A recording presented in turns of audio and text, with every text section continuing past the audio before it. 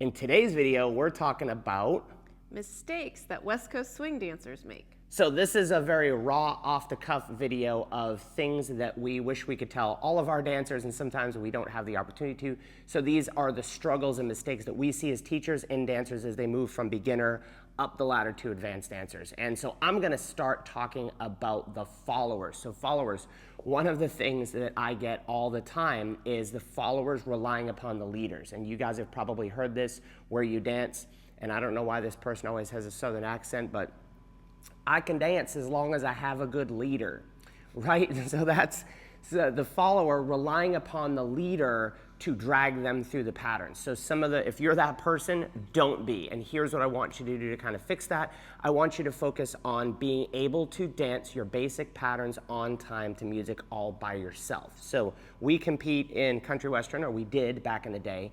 And when we were competing the top 3 couples in the professional division, all of the 3 couples were former line dancers, i.e. they were the best dancers by themselves, and surprise, surprise, those are the strongest dancers in those partnerships. So followers, you have to be able to dance by yourself first before you rely on the leaders. So Ms. Megan, talk about what your biggest struggle is for leaders. Leaders, you don't pay attention to the followers' level. What I mean by that is, you know your set of patterns and you're really excited to do all your more advanced patterns, but not all the followers know those patterns yet. Some of them are from beginner class and they just know their sugar push, their right side pass, and their inside turn because that's what they learned that day. So try to make sure that they know the base pattern of the more advanced pattern that you are doing. So what I mean by that, and I'll talk about this from a leader's point of view, and followers. So this is my drill for followers. I will sometimes drop the hands of my students and go push, pass, whip, or rather sugar push, right? Can you dance a side pass? This is with the music going. Can you dance a whip? So I want you to go ahead and put a song on, and as the follower, can you dance a push, pass, and the whip over and over and over with the music? If you can, you will have avoided my biggest struggle as the leader. So for the leaders paying attention, Megan said about dancing the base pattern. So give me an example, give me an advanced pattern. So if you did a passing tuck with an elbow catch. Passing tuck with an elbow catch, so something like this, passing tuck with an elbow catch. What do I need to determine that you know first? You would need to know if the follower can do a passing tuck, or maybe even just a sugar tuck, and also an inside turn.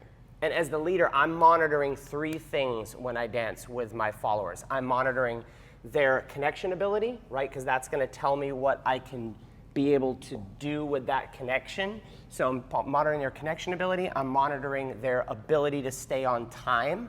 Are they slightly ahead, slightly behind? And then the third thing I'm personally monitoring is their ability to spin. Because if you're someone like Megan who can spin, I can pull out all my spin turns out of my pocket and they're gonna go pretty well. But if the follower doesn't spin well and I'm leading that cool move from group class, I'm gonna run into an issue. All right, so number 2, in our studio, we have beginner class on one side while the intermediate class is on the other side. We have a wall down the middle. And our biggest struggle is when people jump the wall, so to speak, too early. So what's number 2, Miss Megan? It is when you go too advanced too soon. Too advanced too soon. So for us, when we have people move out of beginner class because they feel like they know those patterns. Or skip beginner class. Or they skip, do they really skip beginner class? Mm-hmm. How often does that happen? When people walk in, they think they're more advanced, and when they don't know the pattern on the intermediate side, it's not a good idea. Do they actually know West Coast swing though? Some. A little bit, yeah. So don't be that guy, don't be that girl. So what we mean by jumping the wall is the person who takes the most beginner classes wins. You have to fundamentally know, we talked about this before, you have to know your fundamental base patterns before you do the advanced moves, right? So you have to master a whip before, like really master it, right?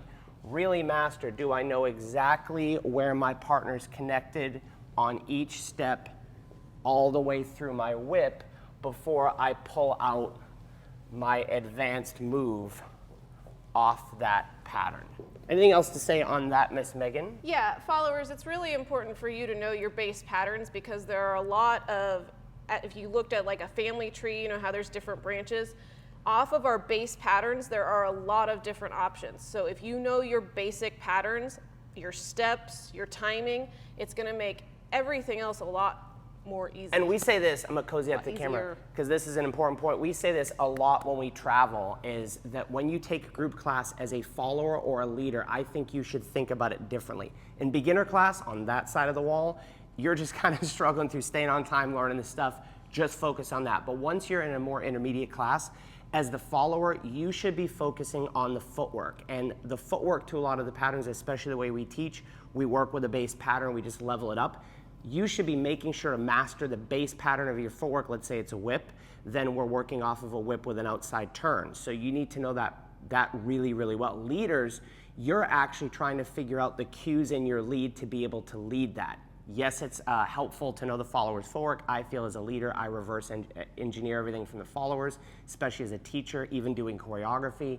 I want to know where the follower is first, and that's gonna make me as good as a leader. So that's point number 2, do not jump into hard patterns too early.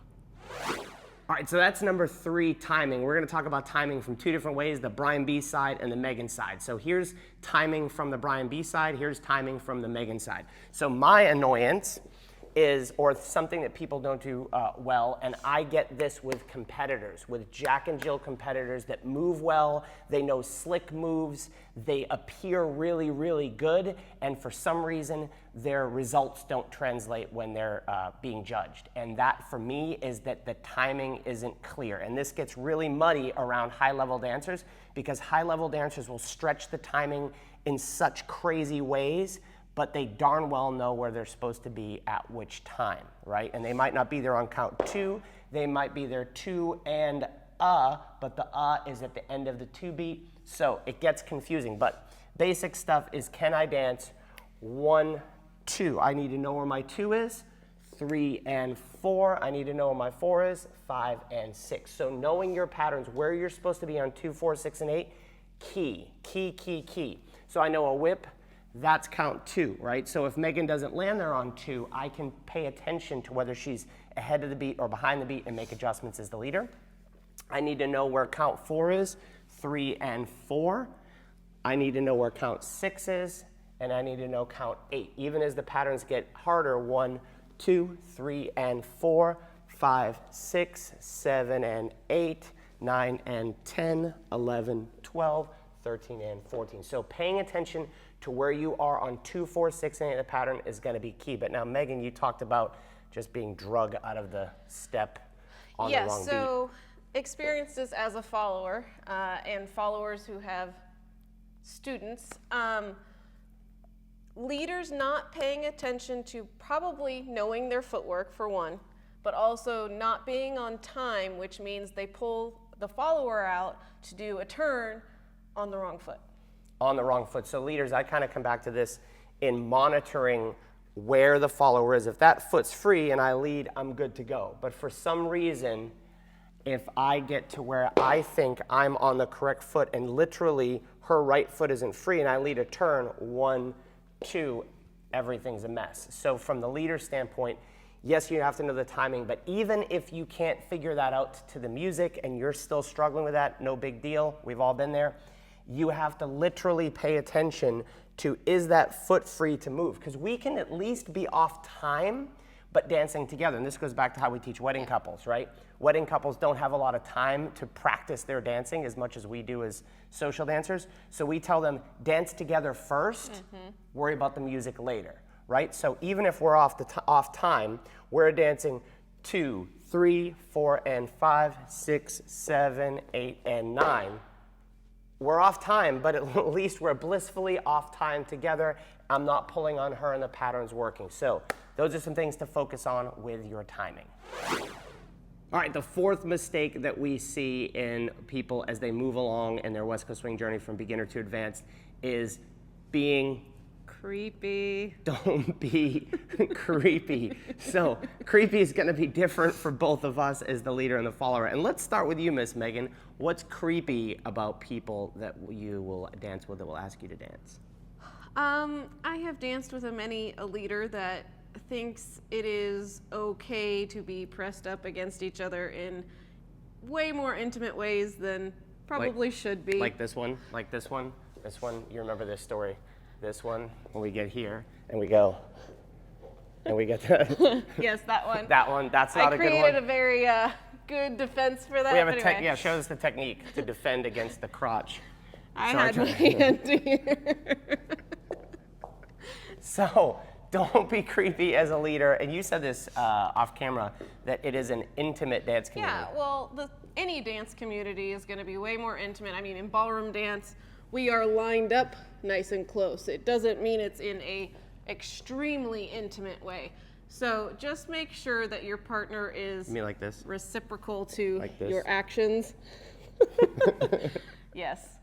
That's a good word, reciprocal to your actions. So this will segue into mine, which is we're all part of a community, right? We have to have beginner dancers, we have to have teachers, we have to have everybody in between, and we have to play nice in our social dance scenarios. So paying attention, what was the word you just used? Reciprocal? Reciprocal. So you have to pay attention that it's reciprocal. So if you're asking someone to dance, paying attention, do they look like they want to dance, right? Are they getting mobbed?